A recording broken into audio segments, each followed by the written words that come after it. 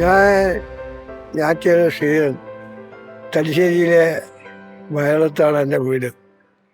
ഞാൻ 4ാം ക്ലാസ്സിൽ നിന്ന് തോറ്റതിന് ശേഷം അന്ന് നിറയെ ബീഡി കമ്പനികളാണ്.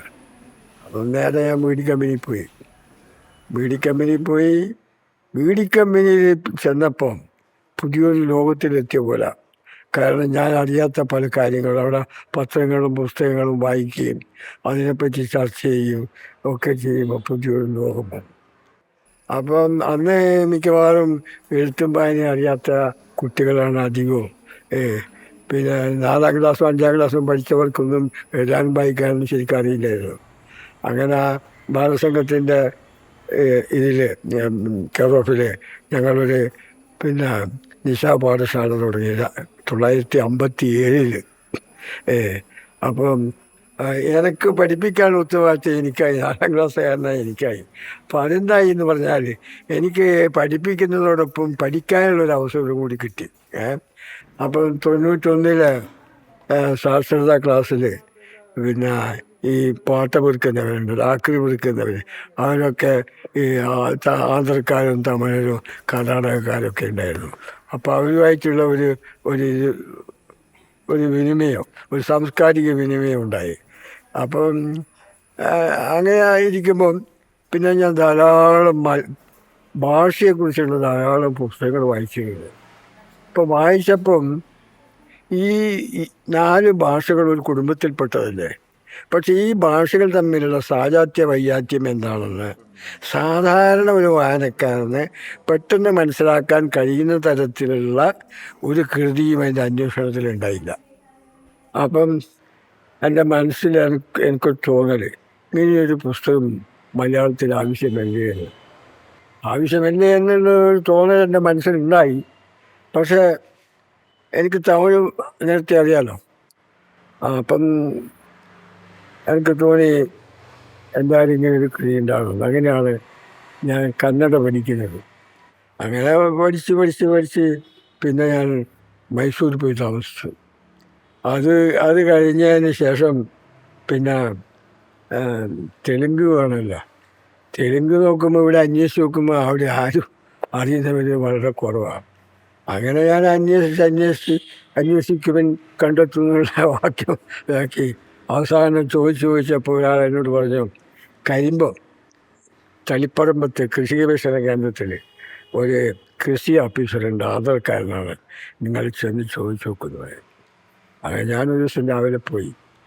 അപ്പം അയാൾക്ക് ഞാൻ എൻ്റെ ആവശ്യം കേട്ടപ്പം അത്ഭുതവും സന്തോഷമൊക്കെ, ഈ പ്രായത്തിലോ എന്താ ഇത് ഞാൻ പറഞ്ഞാൽ എനിക്ക് പഠിക്കണത്. അപ്പം അങ്ങനെ അയാൾ അക്ഷരങ്ങളൊക്കെ പഠിപ്പിച്ചു. പക്ഷെ പഠിക്കാൻ പുസ്തകമില്ല. അവസാനം ഞാൻ ഓഫീസിന് ലീവെടുത്ത് നെല്ലൂർ പോയി താമസിച്ചു. നെല്ലൂർ ഞാൻ 3 തവണ പോയിരുന്നു. അവിടെ നെല്ലൂരിൽ നിന്ന് പിന്നെ വാരികകളും പത്രങ്ങളും വായിച്ച് ശീലിച്ചു. അപ്പം ഞാനിതിങ്ങനെ ചെയ്തുകൊണ്ടിരിക്കുമ്പോൾ ഞാൻ പുറത്തെവിടെയും പോകാറില്ല. രാവിലെ ആഫീസ് മുറിയിൽ ഇരുന്നാൽ ഉച്ചയ്ക്ക് ഊണ് കഴിക്കാൻ എണീക്കും. വൈകുന്നേരം 6 മണിക്ക് ഞാൻ എണീക്കും. എന്നിട്ട് ഒരു നടത്തം, വീണ്ടും വരും. 7 മണിക്ക് വീണ്ടും ഇരിക്കും 10 മണി വരെ. 10 മണി ഇരുന്ന് രാത്രി കിടന്നാലും വാക്കുകൾ വന്ന് എൻ്റെ ഓർമ്മയിൽ ഇങ്ങനെ വന്ന് വിളിക്കും. അപ്പം ഞാൻ എണീറ്റിട്ട് ഉറക്കത്തും പോയിട്ട് എണീറ്റിട്ട് ഇത് കുറിച്ചിടും.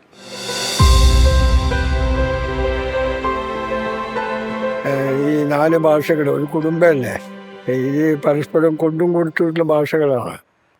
പിന്നെ 25 കൊല്ലത്തെ ശ്രമമാണിത്, രാവും പകലും ഇരുന്നിട്ട് ചെയ്യാൻ.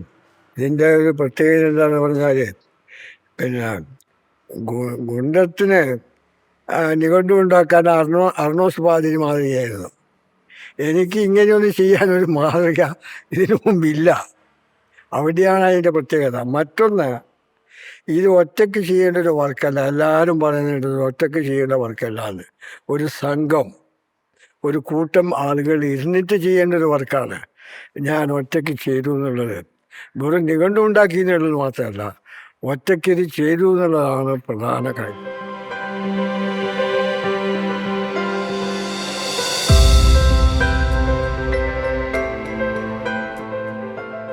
ഞാൻ ഒരു രാഷ്ട്രീയ പ്രവർത്തകനായിരുന്നു.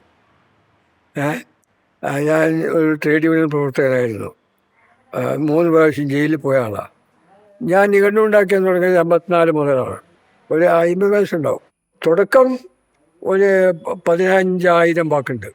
15,000 എന്ന് പറയുമ്പം ഒരു വാക്കിൻ്റെ പിന്നെ പാഠഭേദവും പിന്നെ അതിൻ്റെ പര്യായ പദങ്ങളും അതേപോലെ തന്നെ ഓരോ ഭാഷയിലെയും വാക്കും പര്യായ പദങ്ങളും എല്ലാം കൂടി വരുമ്പോൾ ലക്ഷക്കണക്കിന് വാക്കുകൾ വരും. കണക്കെടുക്കാൻ കഴിയില്ല. കാരണം ഇത് മൊത്തത്തിലുള്ള ഇതിൻ്റെ തുടക്കത്തിലുള്ള ഇതിൻ്റെ മൂലപദം ഒരു 15,000. നിഘണ്ടു എന്നത് വെറും പദങ്ങളുടെ ഒരു കൂട്ടം മാത്രമല്ല, അതിന് ചരിത്രത്തിൻ്റെ അംശങ്ങളുണ്ട്. ഇപ്പം ഉലക്കാന്ന് പറഞ്ഞാൽ അതൊരു ചരിത്ര വസ്തുവാണ്. ഇന്ന് ഉലക്കയില്ല. ഭാവി ചരിത്രകാരന് ഇങ്ങനെ പഴയ നിഘണ്ടു നോക്കിയിട്ട് ഇന്ന സാധനം ഉണ്ടായിരുന്നു എന്നും ഇന്നതിനാണ് ഉപയോഗിച്ചിരുന്നതെന്നും അവനൊരു ചരിത്ര നിർമ്മിതി നടത്താൻ കഴിയും.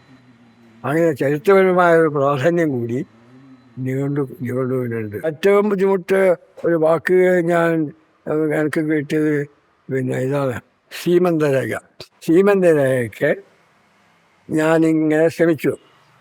അപ്പം തെലുങ്കിലും കന്നഡത്തിലും കിട്ടി. തമിഴിൽ കിട്ടണം. ഞാനിങ്ങനെ വായിച്ച് കിട്ടുന്നില്ല. അവസാനം ഒരു ദിവസം ഒരു സ്ത്രീ പാട്ട് പഠിക്കാൻ വന്നപ്പോൾ ഞാൻ അവളോട് ചോദിച്ചു, ഇങ്ങനെ സീമന്ത രേഖ എന്താ ചോദിച്ചത്. അപ്പോൾ അവൾ പറഞ്ഞു വകിടുന്ന്. അന്ന് എനിക്കുണ്ടായ സന്തോഷം. കാരണം ഇതിൽ എന്തൊരു പ്രശ്നം എന്ന് പറഞ്ഞാൽ 3 ഭാഷയിലുള്ള പദങ്ങൾ കിട്ടിയിട്ട് 4ാമത്തെ ഭാഷയിലൊരു പദം കിട്ടിയിട്ടില്ലെങ്കിൽ അതൊരു ഭയങ്കര സങ്കടം. നമ്മൾ പറയുന്നില്ലേ പിന്നെ തമിഴിൽ നിന്നാണ് മലയാളം ഉണ്ടായെന്ന് ഞാൻ അഭിപ്രായക്കാരനല്ല. അത് തെറ്റായ വാദമാണ്. തമിഴിൽ നിന്നല്ല, ശരിക്ക് ആദിദ്രാവിഡ് എന്ന് പറഞ്ഞിട്ടൊരു ഭാഷയുണ്ടായിരുന്നു. അതിൽ നിന്നാണ് തമിഴ്, മലയാളം, കന്നഡയൊക്കെ രൂപപ്പെട്ട് വന്നിട്ടുള്ളത്. പിന്നെ മറ്റൊരു കാര്യം എനിക്ക് മനസ്സിലായത്, നമ്മളിപ്പോൾ ഉപയോഗിക്കുന്ന സത്യത്തിൽ മലയാളമല്ല, നമ്മൾ കടം വാങ്ങിയ സംസ്കൃത പദങ്ങളാണ് നമ്മൾ 90% ഉപയോഗിക്കുന്നത്. സത്യം. പക്ഷേ മലയാളം ഉപയോഗിക്കുന്നുണ്ട് ആരെന്നറിയോ? വിദ്യാഭ്യാസമൊന്നുമില്ലാത്ത വളരെ കിഴക്കൻ പ്രദേശങ്ങളിൽ താമസിക്കുന്ന വയസ്സായ സ്ത്രീകളും പുരുഷന്മാരും മലയാളം ഉപയോഗിക്കുന്നുണ്ട്. നമുക്കിന്ന് സംസ്കൃതമേതാ മലയാളമേതാന്ന് മനസ്സിലാകാത്തൊരവസ്ഥ നമ്മളിപ്പോൾ ഉള്ളത്. മലയാളം പഠിപ്പിക്കുന്ന അധ്യാപകർക്ക് പോലും സംസ്കൃത പദം ഏതാണ്, മലയാളം പദം ഏതാണെന്ന് എല്ലാവർക്കും അറിയില്ല. പ്രത്യേകം ഇതായിട്ട് പഠിച്ചവർക്ക് അറിയാതിരിക്കാം. സാധാരണ അധ്യാപകർക്കൊന്നും പറയാൻ കഴിയില്ല. അതുപോലെ ഒരു അപകടം നമുക്കിപ്പം വരും. നമുക്ക് ഫുഡ് കഴിച്ചോന്നാണ് ചോദിക്കുന്നത്. എന്തിനാ ഭക്ഷണം കഴിച്ചോന്ന് ചോദിച്ചാൽ പോലെ എന്തിനാ ഈ ഭാഷ ഞാൻ പറയട്ടെ, കൊടുക്കൽ വാങ്ങൽ ഭാഷയുടെ ഒരാവശ്യം തന്നെയാണ്. പക്ഷെ നമ്മളിൽ എല്ലാതും വെച്ചിട്ട് കടം വാങ്ങണമെന്ന് പറഞ്ഞാൽ അത് പിശുക്കത്തരല്ലേ. മീനെന്താ പറയുക മലയാളത്തിൽ? മത്സ്യവും മീനും സംസ്കൃതമാണ്. പക്ഷെ നമ്മളിവിടെ പറയുന്നത് ഉപ്പിച്ചിന്ന് പണ്ട് പറഞ്ഞിരുന്നു, ഉപ്പിച്ച്. പിന്നെ തെലുങ്കരി ചേപ്പ എന്നാണ് പറയുന്നത്. ഇപ്പോഴും പത്രങ്ങളിലൊക്കെ ചേപ്പ എന്നാണ്. അങ്ങനെ അനവധി പദങ്ങൾ നമ്മൾ ഉപയോഗിക്കാതെ പിന്നെ എന്താ പറയുക നഷ്ടമായിപ്പോയി. മലയാള ഭാഷയെക്കുറിച്ച് പറയാനുള്ളത്, സ്ത്രീത്വത്തിന് വില കൽപ്പിച്ചിരുന്നൊരു ഭാഷയാണ് മലയാളം. മറ്റേ ഇതര ദ്രാവിഡ ഭാഷകളിലുമൊക്കെ ക്രിയാരൂപത്തിന് ലിംഗഭേദമുണ്ട്. അവൾ പോനാൻ, അവൾ ഹോഗിതെ, പിന്നെ ആമേ പോയിന്തി. പക്ഷെ മലയാളത്തിൽ അവൾ പോയി, കാറ് പോയി, വണ്ടി പോയി, പശു പോയി, അങ്ങനെ ഒരു സൗകര്യം മലയാളത്തിലുണ്ട്. അപ്പോൾ സ്ത്രീകൾക്ക് ഒരു മാന്യത കൽപ്പിച്ച ഒരു ഭാഷയാണ് ഇന്ത്യയിലെ ഭാഷകളുടെ കൂട്ടത്തിൽ മലയാളം.